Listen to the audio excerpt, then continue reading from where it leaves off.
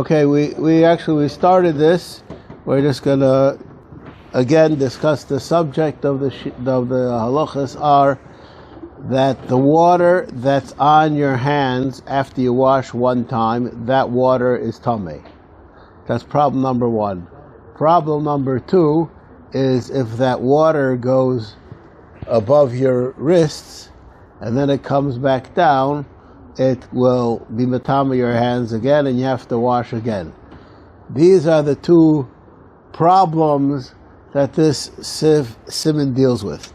Now the other redeeming factors in the siman, which are very important, is that if you wash your hands with a revius in one shot, then there is no tamei water. Okay? So that was one shot. Continuous pouring? Right.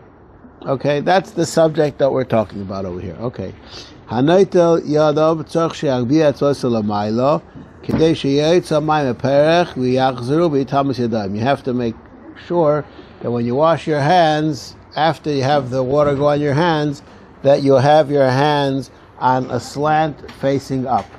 Because if the hands on a slant facing up, the water will not come down onto your hands. That's the subject.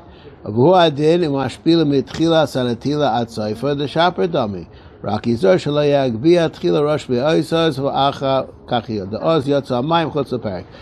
similarly, if you would pour on your hands and you started pouring like this, even if the water went here first, this part of your hand, there was never geyser tum on it. It's only a problem if it went from here to here. But if it went from here down, that's not a problem. So there's a simple thing to do, is you always wash your hands like this, and then you have a problem. The problem is always going to be, how do you dry them? That's because when a person dries them, they're going to pick their hands up, and there comes a question if the water is going to come back down or not. That's the subject that we're dealing with. Okay. Okay. Now,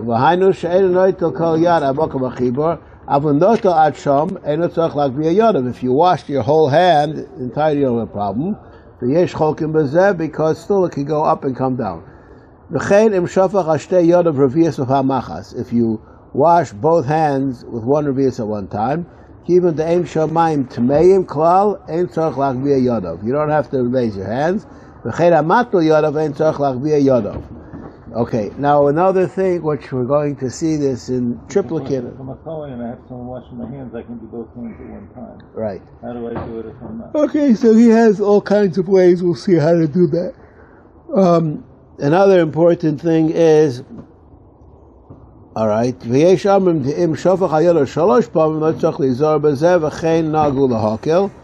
that's why there are those who wash their hands 3 times. The standard minhag is to wash your hands twice. Now, if I wash my hands and you wash your hands, we have 5 people washing their hands together, so whatever is being done in that pouring is all called one hand.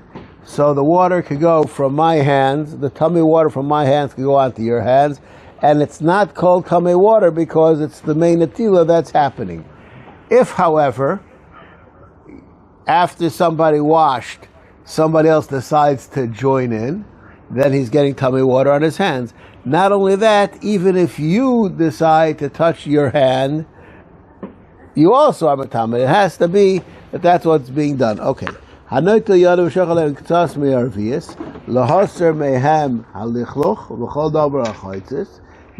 on them a little bit of water in order to get off the dirt. The second waters are also tamei.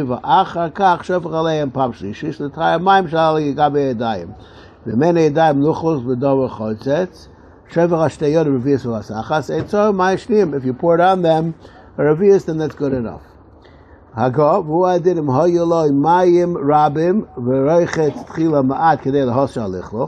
You wash your hands a little bit. Once you pour the revius at once, tzarich l'shafshafem zu b'zu. After you wash your hands, you have to be meshafshef your hands, and this, the mefarshim over here say the reason why is to make sure that your hands are 100% clean, and if you did it with revius, you don't have a problem of the water being tummy either. Okay. Now, the next halacha, these are, I'm not doing all the Mishnah Berurahs because these are things that repeat themselves. Notal mixas yadoi, v'chozer v'hoisif and notal nishar miyadoi. You washed part of your hand and then you finished off the rest of the hand that you didn't do. Hare yadoi tomei k'moshe haisa. It's just as tomei as it was. De'ein netila lachatzoin. There's no such thing as doing half netilas. V'madayin yeshlo mixas yad shenotol tchila tefecha manas latfiach harezu tohira. If the water that is on your hand is still wet, then it's tahor. B'med b'amur b'mayim rishonim. Awushniim noitzel mixas yada v'chazer moisef al mixasan. That's on the first pour, which is to be matari yadayim. But the second pour, which is to get rid of the mayim tmeim, that you could do that in two different. If you do the first pour and you didn't get the whole hand, but the water is still there, then it's okay to finish it. Yeah. Okay. I don't think any of this is negaya to any of us. That's the truth. I've just been times when I poured it. All right. I'll just tell you that I don't think anybody here washes their hands with revius. I would say the average person washes each hand with at least 2 revius in. How much water is in one of those things? Probably over half a liter. Yeah. They have the mini washing tub. If you go on LL, right? Is that a revius? That's in schools they have them. The smaller ones are also way more than revius. All right. Anyways, shafach maim al yada achas v'shifshefel b'chaverta. After you poured water on one hand, you rubbed it in the other hand. Also la netilat. Afilu shafshaf ba'achroina al shtei yadav lefisha maim sheshafach al yada achas nitmu. That water became tummy. Shafshaf nitmu chaverta. And once it touched the other hand became tummy. V'hem maim shniim mitayrim ela maim shenitmu machmas yad atzma. And the water can only wash away the tumah of the water that was put on it. But not because of something external to the washing that was previously done. This is a... How many times can you fill this up? Does it matter? It happens when you grab when you have a small cup and you one hand fill it another time. And shumbaya. This is 180 cc's, right? Now that is almost 2 revius. Okay, that's quite a bit. All right, I think that you could wash your hands twice, both hands twice with this amount of water. That's true. Well, if you can't use this and get a revius each time, push it physically because the. Yeah, that's for sure. You could do that. Okay. So you could hold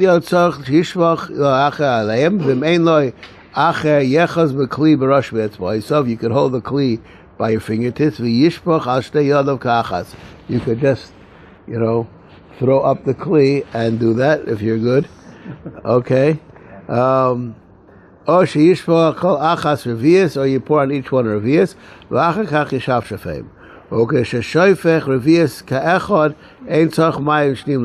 When you use a revius to do it on both hands, you don't need a second pouring.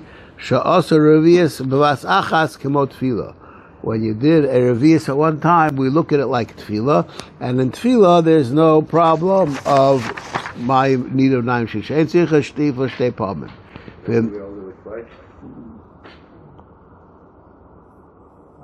My answer to that question is because we don't always do it with a revius at each time. I say that that's what we normally do. That's probably true that that's what we normally do, But if I were to ask you, do you always do it like that? I would say no. I watch. I'm like a very nosy guy. I could sometimes be going by the sink and I watch somebody in a big hurry, and they take their cup, they fill it up, and then they wash 1, 2, 3, and 3/4 of the cup isn't used, right? So how much did they use on each hand? It doesn't go by how much you filled up in the cup. It goes by how much you poured on your hand, right? So even though most people, if you would ask them, they would say that they're using more than a revius on each hand each time, I don't believe that that's actually what's happening. All right. I've heard this question sometimes. I can forget, and all of a sudden I'm going back and forth. 1, 2, 1, 2. Do you have to start over again, or because you can wash the first hand? I'm not sure I understand what you just asked. I'm not sure you understand what you just asked. You wash your hands as if you woke up in the morning, instead of doing 1, 2, 1, 2. Oh, you want to know? Now what do I do? Oh, you want to know if you didn't do it in the right order? That's right. I think that would be evidence for Seder. All right.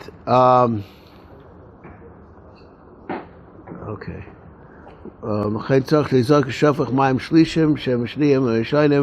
Okay, you shouldn't touch. Okay.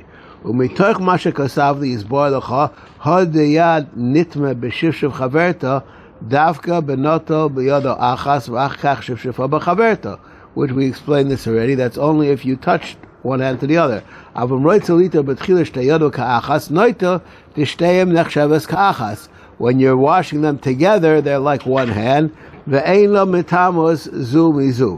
אפילו 4 ו-5 שהניחו ידיהם זה בצד זה, או זה אגב זה, כי יד אחס חשיבי ואינו מטעמוס מזו. This we spoke this out beforehand, that if you're planning to do it like that, then it's all called, it's in that pouring all called one yad.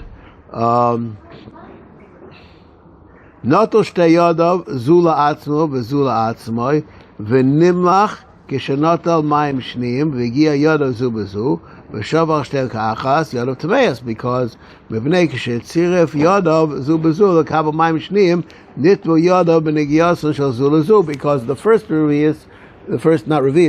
pouring, you didn't have, they were doing them separately. מים שאגב יד זו, מטעם מים שאגב בחברתו, וגם את היד. וכשנוטס השניים לא ניתרו עשו ראשונים, כי הוא דנית מחמס חברתו, and not מחמס the מים that of the washing of that own hand. אלא אדרבה, גם השניים ניתרו בהם, וצריך לנגב ידו וליטול שניהם כאחס. וכל שכן יזור שלא ייגע ידו ששופך עליהם פעם אחד לידו השנייה ששופך עליה שתי פעמים. And definitely you shouldn't have one hand being touching the other hand, okay? And this is very important nekuda, and I just like to share with you from the things that there is a big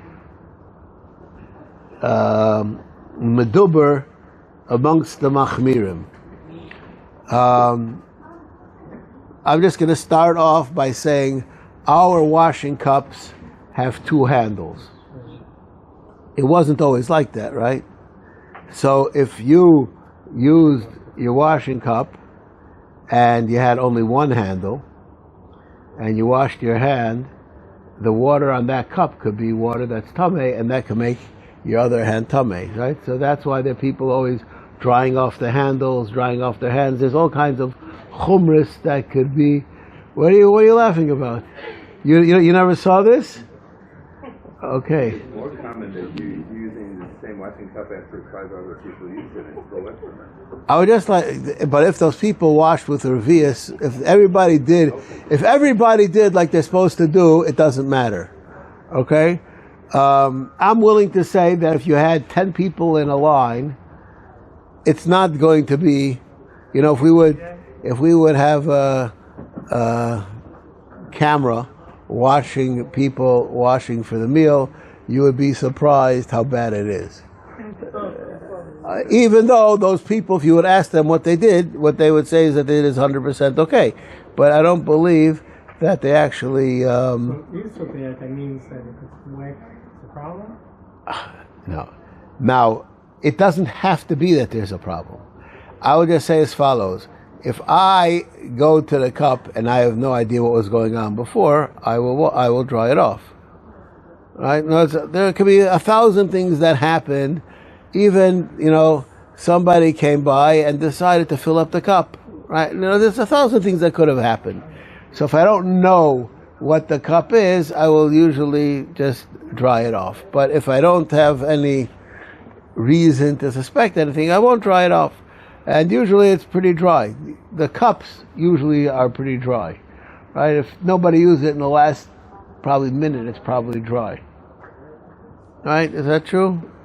At one point, the Rav, in the history of the show, Rav asked, about being kind to the next person and fill up the cup for them. Right.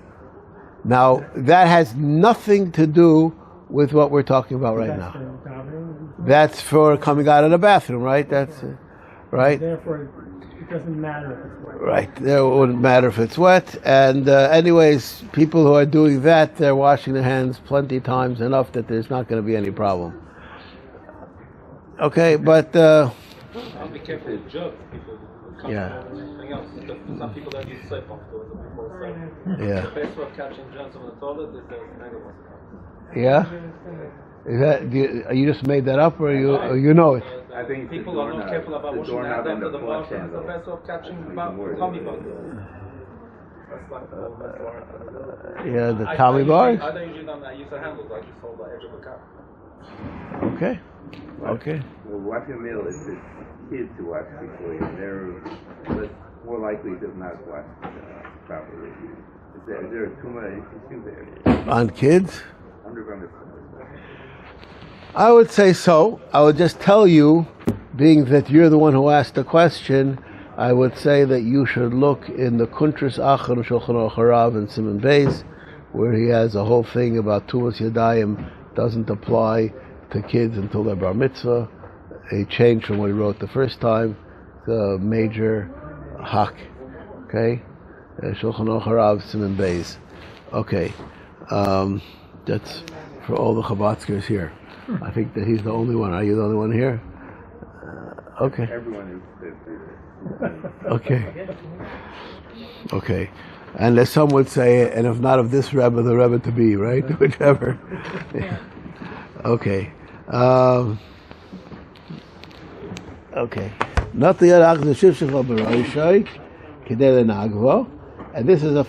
this is a fascinating halacha because this is negayat to so many things.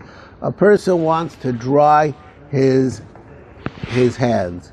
So he dries his hands by rubbing them on his hair. Okay, how's that for a pretty wild idea? I'll just tell you why would I say that's the only reason why I could think somebody would do that is because it says that to dry your hands on your clothing is kosher l'shikcha, but it doesn't say anything about drying your hands on your hair. So you could dry your hands on your hair. Now we have a problem, and this is a problem which is the Mefarshim are very busy with in this sif, and this is a fascinating question. You are not allowed to scratch your head because in your hair is it's called a makam zuama, right? And so how are you allowed to touch your hair? Okay. Now, what? Beard is a different question. Ayin Kaf Chaim. Okay. I'm going to share with you a fascinating subject, which the Mishnah Berurah over here is not involved in this, but he is in other places. And this is a fascinating question. The Minchas Yitzchak brings from the Munkacher, and this is a fascinating thing. As you said, there's a difference between touching your hair and scratching your hair. Scratching your hair is you're going in deep. You're not going on the surface. Yeah, okay. But I don't know if I have to get to the scalp. Once you're not on the surface level, then you have a problem. Now the question is, and this is a fascinating question, the question is, how do you put on your tefillin? Right. Okay.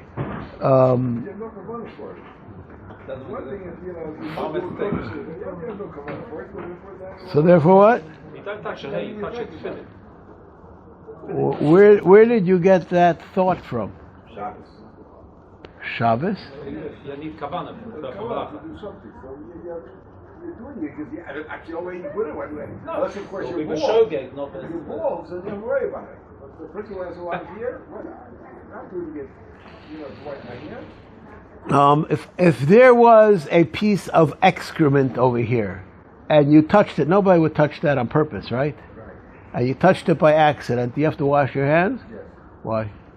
Dirty. No, you didn't have in mind. Disgusting. No. No, the hair's not disgusting.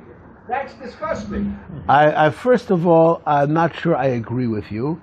If I were to scratch inside somebody's hair, you would probably say, you better go and wash your hands, right? I agree. Okay, so, Saying touch, not scratch. He said, if you're scratched by accident, it doesn't help. It doesn't make a problem. That, I think, is incorrect. But the question over here is, when a person puts on their tefillin, the average person does.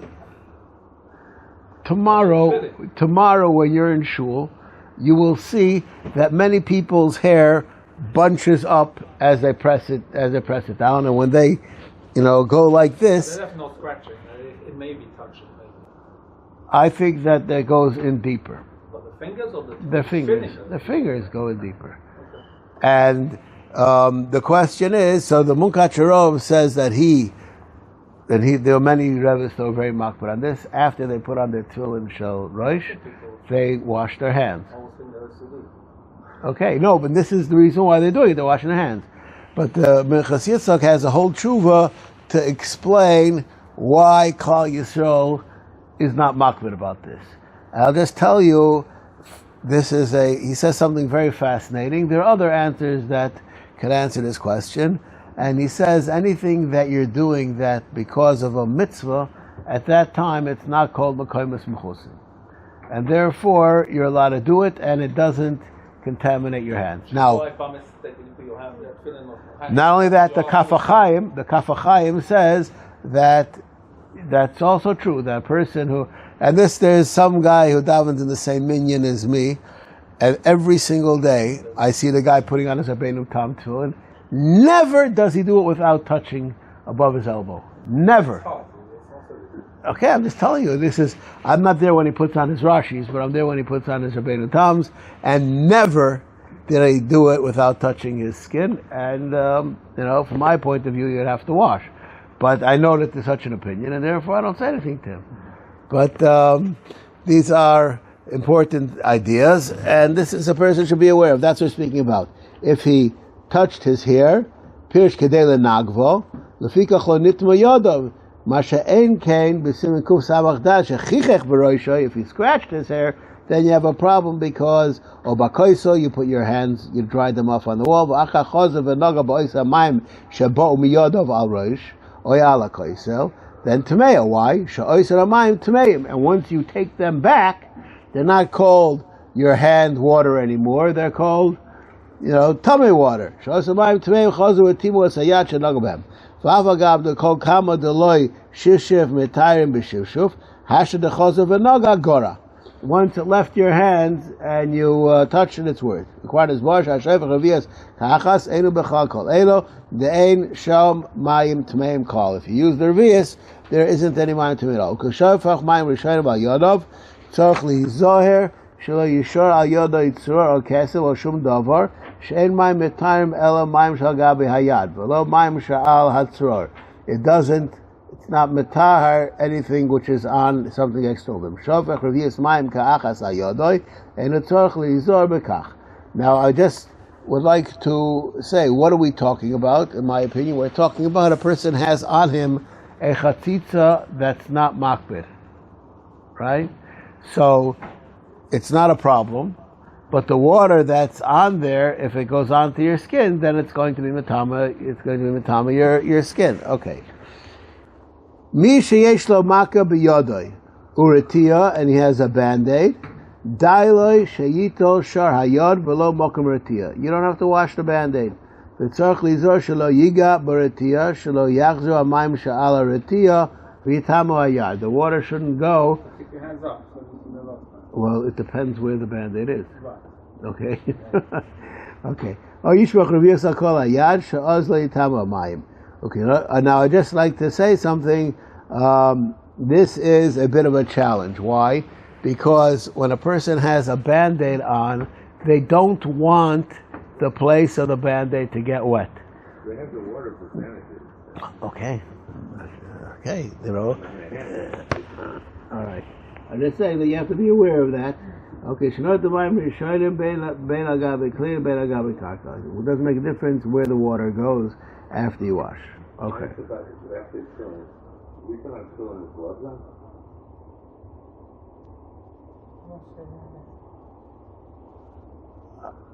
I am totally. Just to make sure we don't touch the hair or touch the arm. I just asked you. I will ask you a question. Are you OCD? If you're OCD, I would say maybe. No, but also if you're holding your filling with your gloved hand, it's not called holding your hand. What's the Indian holding Like it a in brush your hand? holding your filling, right?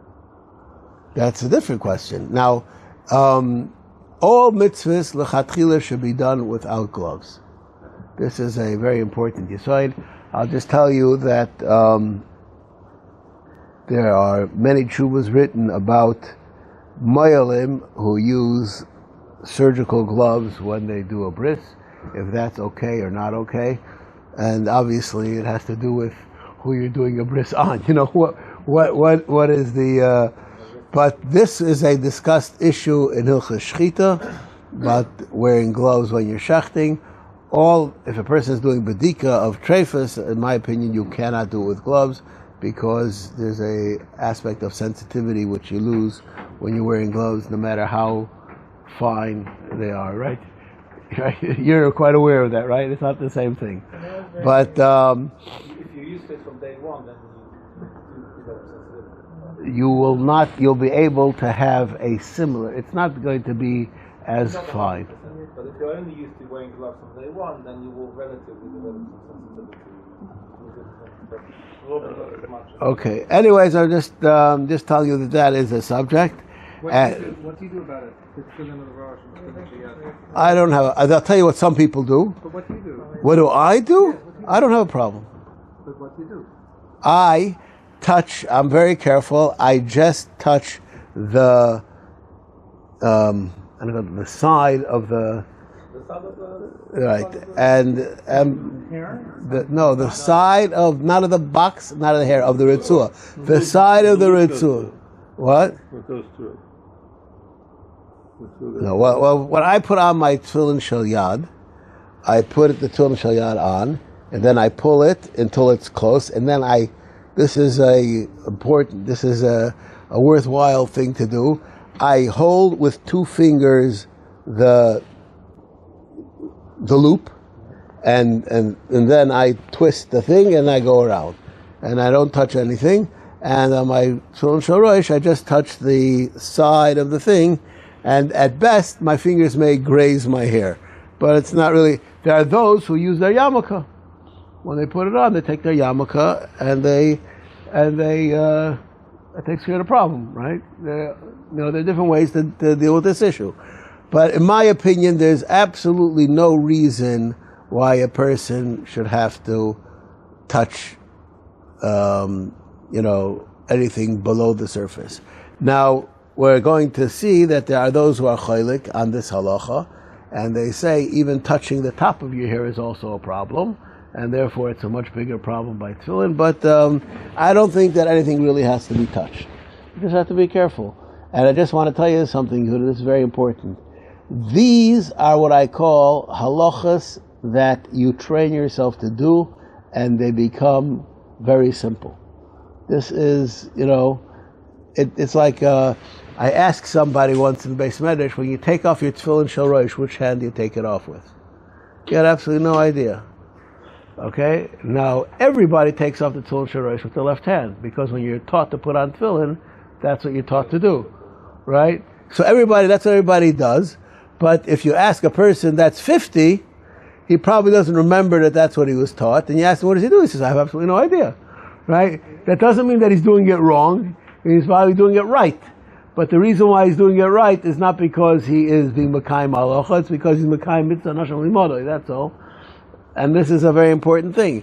That is a useful tool in giving yourself a mahalach on how to put on your tefillin without having any problems. Okay? Well, hold the case in your right hand, so naturally. Why are you holding the case when you're taking off your tefillin shorosh? I don't know. I take off my tefillin and then I put it into the case. Why are you holding the case? You take both of them before you put them in the case? No, I hold the bias and the kesher. I take it off. I don't take it off like this. I take it off like with both hands. Okay, I'm just saying. Here we go, right? Okay. I don't know. We have to have somebody demonstrate exactly, but it's rather simple. Okay. Okay. The next halachas, next siman is a much more practical halachas. If there's no water to be found within 4 meal in front of you, va'achrav meal, or you'd have to go back a meal. Yitel yadav b'mapa, v'oichel pas, or dovashet tibul b'mashke. You wrap your hands, put on gloves, and then you can eat. Or oichel aydei kaf, or you eat with a spoon. You don't touch the food directly with your hands, and then you're good to go. All right.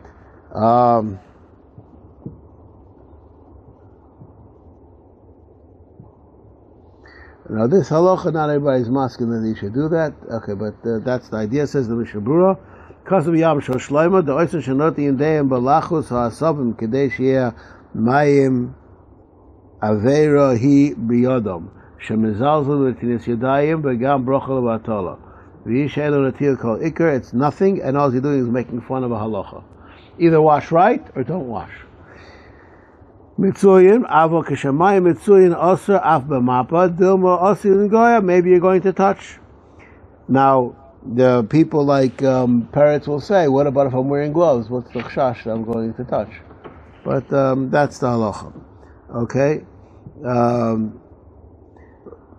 Ratzalaim keshahalach b'derech u'mishash lo yimtza mayim af b'richa gesem me'arba milim v'hu ratzalecha azetiu lecha ayidei krichas mapa yadav. Aval im yesh hu mishai sheyasik mayim tekef acha arba milim mechuyev lahamtin ad sheyavol sham v'achrav diyesh latircha lachzor midarkoi sagi b'shir mil. You only need a mil of going backwards. K'mishai shelo yimtza shamayim mutter ayidei mapa.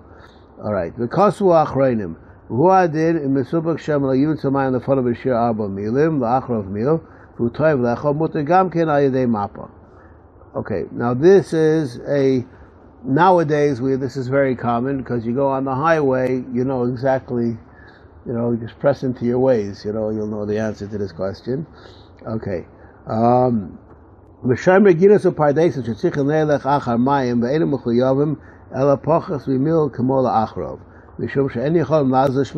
have a job.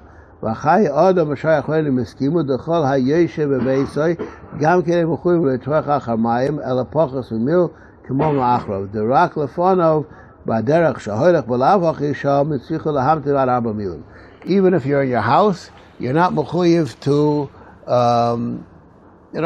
go far away. And I'll just give you the example.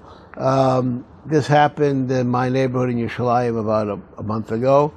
The Gichon came and they said there's not going to be any water from, from whatever time to whatever time, and the person is going to be in that situation and he needs to wash his hands and he doesn't have water, there's nothing coming out of the faucet, your neighbor is not going to give you water, right? That's what I would say. Your neighbor's not going to give you water, even if they have, because they're saving it for themselves. So I would say that you're probably potter, unless you're on the edge of someplace. But if you come to my house in Yerushalayim, we'll give you water. Okay? I have my own water on the roof. Okay, anyways. Okay. Yito yadav tzach laimar yalut v'tzad laimar karach yadav. Okay. B'mapa oy b'shum davar. B'gemor ein bir halacha dadas ha'machav mistar v'tzach licha shtei yadav davka av kishoicha ba'achas shem yiga b'chaverta. According to the Mechaber, you have to wash both hands. If you have to wash both of them. And the same thing is true if you're eating davar she'tibul b'machid. The gam hazeh tzich l'til ki l'ilsim shenuches. Okay, the makom she'eno pas mapa mutar af below mapa. There you can be makel even without a mapa. Kivad she'en yochol lahasig mayim b'shiraseh. Ach b'em davar she'eno motzi the otoi b'gavri artilo yaskin. We speak about people that are without any clothing. The less they shum suda she'yachol lechol yadav. There aren't many things they can wrap your hands in. Ubavade b'chuyev lasas kain. The aruch. The matzach mapa lav yechidehu, v'hainu Rabbeinu Chanala pirusha al psochim, etc. That they say they need for davar she'tibul b'mashka. I just feel it's important over here to reiterate that whether you have to wash your hands for davar she'tibul b'mashka is a machlokes, but the Mishnah Berurah is very strong of the opinion that you have to. Or you should eat al yedei kaf. V'achronis kashu b'zeh deminale l'rama dinzeh the shiny mapa sheyada mechusa. When you're eating with a mappa, it's not possible for your hands to touch the bread. But eating with a spoon, you're still exposed. You can still touch the food. How do you know that that's okay? Okay, Masha'en came possession yada maguda chashin and tfed the ma'asil amigi may get a touch. Okay, and I'm bal yaraba. Okay, near dem yesh lo mappa yichum maka dafka. If you have a choice to eat your pickle with a fork, or to put on the glove, a plastic bag, put on the plastic bag. Okay. Sif Beis. Hamachil lacherim ein tzarich netilas yadayim. If you're giving other people to eat, you don't need netilas yadayim. Va'echel tzarich netilas yadayim. Ava pi she'achar nois l'tachpiv ve'eino nogeh b'maychol. Even though he is not touching the food. V'u'adin oichel b'magrefa, a person's eating with a fork. She'tzarich netilas yadayim. Okay. Now this next halacha is probably from the most well-quoted halachas all over the place for many halachas. We're just going to see this Ramah. Asur lahachal misha loy notal yodov. You're not allowed to give to eat to somebody who didn't wash his hands. Mishum lifnei ivil asitei michshol. Okay? It says the Bir halacha. Dafke noisin loy kidei lechol miyad. You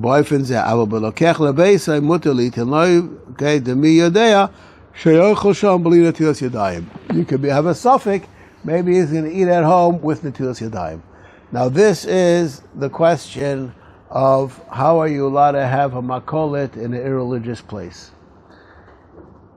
You know, the people in the coming to be your customers are not going to wash their hands, they're not going to make brachas. Are you allowed to sell them food? Okay, and this is a fascinating subject, and this has to do with many halachas. I'll just tell you where this is negeya also. What?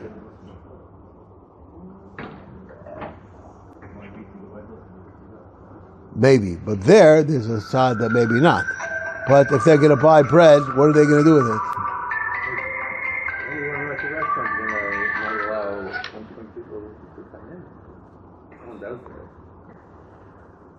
Okay, well, I'll just tell you, it's not so simple that you could do that.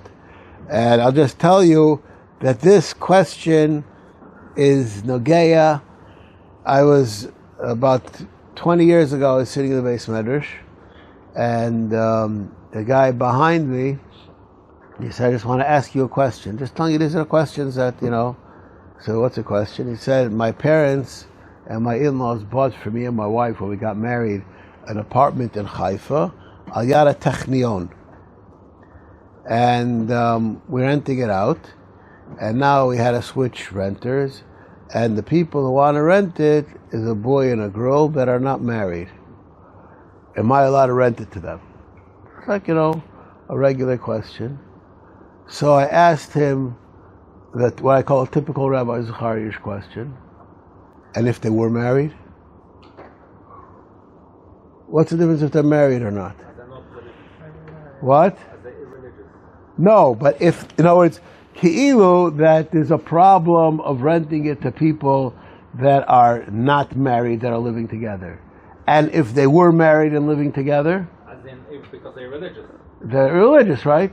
So what's the difference whether they're married or not married? One is Lifnei Iver has nothing to do with blatantly open. It has to do with you are facilitating them to be over an Isser. Right? Now, if you're renting a house, the people that are not going to be Shomer Taras HaMishpacha, you're going to be over an Isser. So, what's the answer to this question? How do you know they're not? If they were Ashkenazim, that's my answer. Okay, if they be Sfardim, I would say you're probably right. At least the Suffolk. Now, if you want to know how do I know that, I'll just tell you I had from the, what I call for the average people, the most amazing questions I had. There used to be this fellow, a Sephardi fellow who deals in Kiruv with Sephardim, and he came to me, he said, wants to ask me a question. He used to ask me all kinds. He was a guy who had good questions. He said there was this man and lady who were living together, and she got mad at him, and she made a shvur that he cannot come back into her house. And now, he was mafayas her, and she wants to let him back into the house. Could I be mater netter for them to let him back into the house? Now, I'll just tell you, in the course of this question, I said to the fellow, is she makbid on Taras HaMishpacha? So he said, I'll check it out. So here you could have, and I think she was, you have a single lady living with a man, not married. Okay, this is the world that we live in today. I think there's a high percentage of details. Okay, but not marrieds. You're talking about, okay, well, I'll just tell you, but I'm saying even in the not marrieds, there are those that do. But this, you'd have to find out where they came from to know the answer to that question. Okay, stop over here.